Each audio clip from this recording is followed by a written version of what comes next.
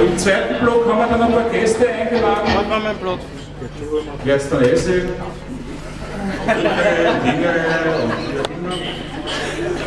Ja. Und dann einen Menschen muss ich noch ganz begrüßen, da hinten, der hat genauso wenig Haar wie ich und ist fast so dick wie ich, ein bisschen mehr Bart hat er. Das ist quasi praktisch mein, ich weiß nicht, fast Zwilling, weil der hat einen Tag von mir, ganz kurz vor Mitternacht Geburtstag, der Gergi, der ist gestern 50 geworden, den kennt ihr auch noch.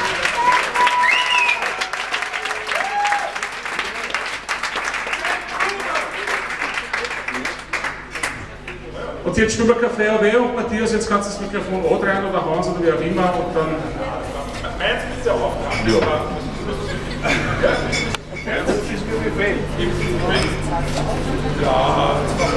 Jetzt nicht ein bisschen lauter. Und Rapke seid ihr vielleicht aufdrehen? Ich habe ein Mitteilungsbedürfnis, danke. Telefone ausschalten. Genau.